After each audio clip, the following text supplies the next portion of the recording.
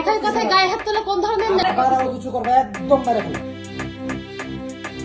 আমাকে আলিম নামের জালিম থেকে আল্লাহর ওয়াস্তে বাঁচান। ঢাকা চলচ্চিত্র আলোচিত এক নাম নাজনীন আক্তার হ্যাপি।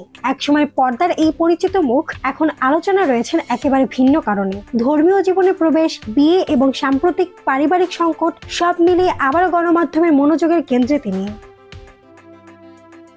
এক দশক আগেও যিনি অভিনয় দিয়ে দর্শকদের মন জয় করেছিলেন, সেই হ্যাপি এখন জীবন যুদ্ধে লড়ছেন বলেই তার সোশ্যাল মিডিয়ার বার্তাগুলো ইঙ্গিত করে। তিনি এখন সাবেক স্বামী মুফতি মোহাম্মদ তালহার বিরুদ্ধে বিভিন্ন অভিযোগ এনেছেন। শারীরিক নির্যাতন, একাধিক বিয়ে, সন্তানকে নিয়ে হুমকি, সবকিছু মিলিয়ে এক অসহায় চিত্র ফুটে উঠেছে তার ভাষ্যে। সম্প্রতি একটি ফেসবুক পোস্টে তিনি দেশবাসী এবং বিশেষ করে আলেম সমাজের প্রতি সাহায্যের আবেদন জানান। সেখানে তিনি লিখেন, এই দেশে কি কোনো হক্কানি ওলামা নেই? আমাকে একজন জালিম আলেমের কাছ থেকে বাঁচান, আল্লাহর ওয়াস্তে। তিনি অভিযোগ করেন, ব্যক্তিগত অতীতকে ঢাল বানিয়ে তার প্রতি সহানুভূতির অভাব দেখাচ্ছেন অনেকেই।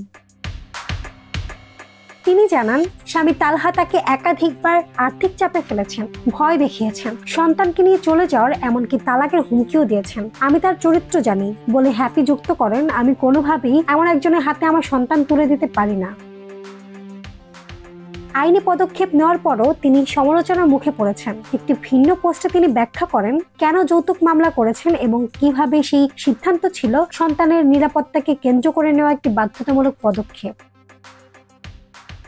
অভিনয় জীবনে হ্যাপি কাজ করেছেন বেশ কিছু আলোচিত চলচ্চিত্রে, যেমন কিছু আশা কিছু ভালোবাসা, রিয়েল ম্যান, ছন্দপতন সহ আরো কয়েকটি প্রজেক্টে। তবে সিনেমার রঙিন পর্দা থেকে সরে এসে এখন বাস্তব জীবনের রংহীন জটিলতার মধ্যেই তার লড়াই।